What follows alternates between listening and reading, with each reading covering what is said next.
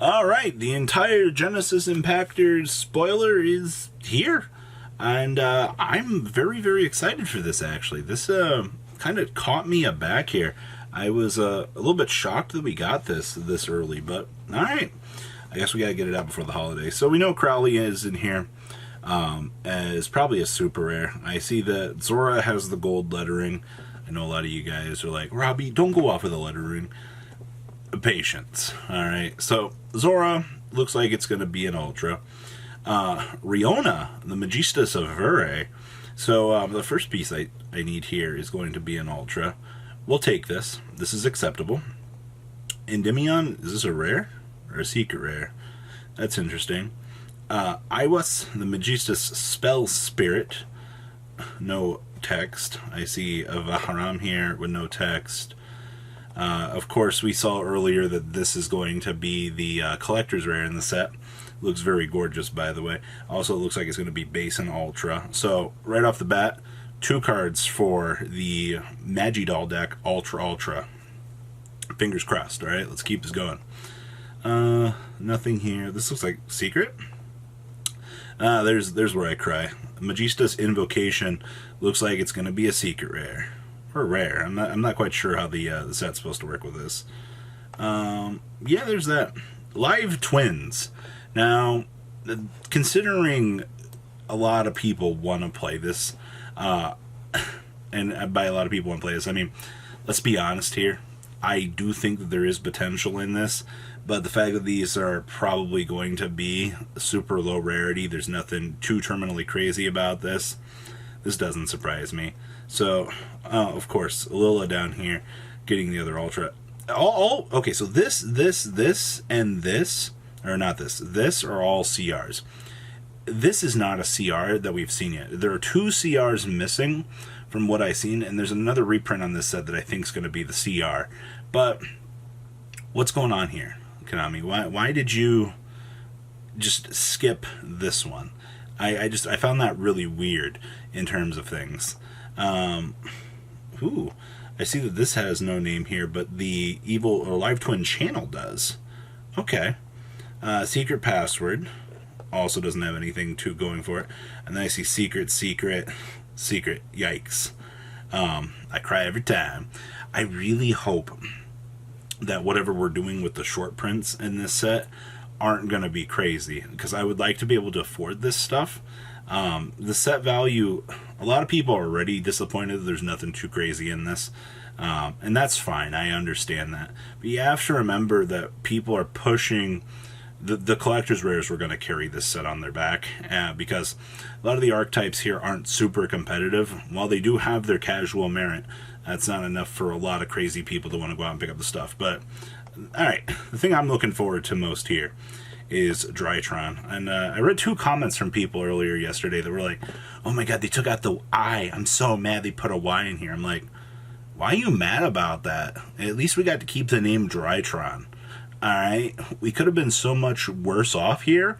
Get over it. Alright? So Drytron Alpha, no lettering here. And then I see Beta and Altanin here. Ooh, we got to maintain his Altanin. That's interesting. So Beta, Gamma here. Secret, poor secret, and then secret. Well, I found my value. All the Drytron monsters all look like they're gonna be expensive. I do think that Drytron's probably gonna be the most expensive thing out of this, even though Evil Twins exist, and they should be a viably cheap archetype, but waifu tags exist, so Ultra and then nothing. That's interesting. I also see here that Fafnir has nothing, but Drytron and Metonius has it. Oh yeah, I forgot about Nova existing. We have to special summon a Drytron from the deck. You only activate one of these per turn. You gotta special summon monsters. That cannot be normal. So yeah, this locks us. But this is an Ultra. I see another secret here for Drytron Eclipse. What are the rarities supposed to be on this set? These name letterings are hilarious. Alright, now we have to talk about the selling point on this set, which is obviously you've got the big 3 and then you have the reprints. Now, the first thing I'm going to tell you guys here is if you're going into this thinking that these reprints, besides, you know, the knowledge of the collector's rares that we had yesterday, if you're going into this thinking that these reprints are going to be a god tier crazy, no. And I also want to point out here that they opted to not put Invocation in this set. A lot of people are mad about that. We had an opportunity here to drop Invocation, and we got the Alistair Link reprinted in this set, and we just kicked the bucket on the chance to at least have one good card in this set to carry it. And I know I've talked to a couple people over in Europe about this last night, and a lot of them were like, no, the set's bad without Invocation. So I do think that the Magidol stuff will be worth something, but that's a really big disappointment, in my opinion, was they didn't include Invocation in here. So first up, we have Cyber's Gadget. I'm not exactly sure what purpose this was in here. I guess we're probably finally going to be getting more back-end stuff. If not, it's just a super upgrade, which I guess. Perform H Hat Tricker now getting a nice little upgrade too. I guess that this is alright. We'll take this. Now, Star Drawing, we are getting the Utopia support much later on next year. I found this kind of interesting that we're putting this here, because the Utopia stuff doesn't come out until, what, May for us? Late April? So to see that they're reprinting Star Drawing in here at this point, I guess gets us ahead of the curve. But maybe it's just for other purposes. Ben 10 also getting a reprint in here is kind of interesting. I guess Ritual Archetype, we need this. Alright. The Nightmare Griffin got the reprint. Ho ho ho! I think I found our other collector's rare, ladies and gentlemen. Nightmare Griffin being in here definitely screams collector's rare to me. The fact that they just bypassed Cerberus in this set, though, was also really sketch. I'm not sure what they were doing with that one. Cerberus should have been the CR, by the way, not Griffin. But I don't know. I don't work for Konami. Cyber Emergency also in here. We knew this was coming 100 miles away. Alright, the entire archetype is not normal summonable, so you search everything off of this. It made sense for this to be in here. Extra Foolish Burial also makes sense. Born of Draconius, light monsters, makes sense. And then Bottomless Trap Hole is in here. Now, this would make a cool CR, don't get me wrong. The only high rarity printing of this is a super rare, but I'm like, really Bottomless of all things?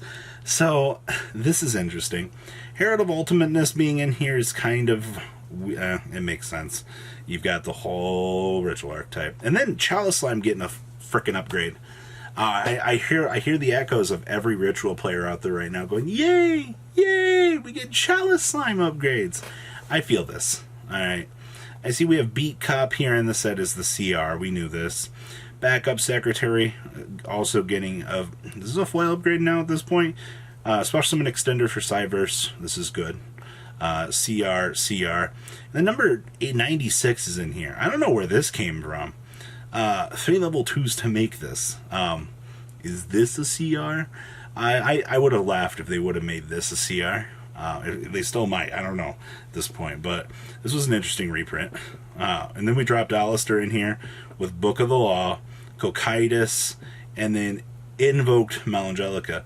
But we just chose not to put Invocation in here. We knew that Invocation needed another reprint. All right, when the card's still $20 after 18 quadrillion printings, they just opted not put it in here. Signet Regression's coming in here. And then we got the World Legacy World Lance, Engraver of the Mark finally getting a reprint. I feel like this was a little bit of value. Perform Age Damage Juggler also got a reprint. Conspiracy theory time. Does that mean that Damage Juggler can fully come off the list? Is it limited to 1 at this point? I don't know. But that's your set spoiler, ladies and gentlemen. That's everything that's in here. No Invocation. Book of the Law for the OTK factor, I guess, is fine. I'm super excited for the Chalice Slime upgrade. This is really nice. Like, thank you, Konami, for this. I'm very happy with this. Herald makes sense with the way that we're interacting with this deck. So this is good. I have a feeling this is a CR, though. Everything here is... It all makes sense. I just wish that there was more value to be had here. But... yikes. What an interesting set. for this. So what do you guys think? Please leave a comment down below. Tell me what you guys think about Genshin Impact, Genesis Impactors. And I will see you guys on the flip side. Have a good rest of your day, guys. Thank you, patrons, for making the ride never truly end. Without you guys' support, well, I would probably be doing Truffle Shuffle videos for a living. Guys, please check out VanCole40 for all of your Cardfight Vanguard content brought to you by MCole40. And if you are looking to pick up singles, check out mcolegames.com for your trading card game needs. Thanks for watching, everybody.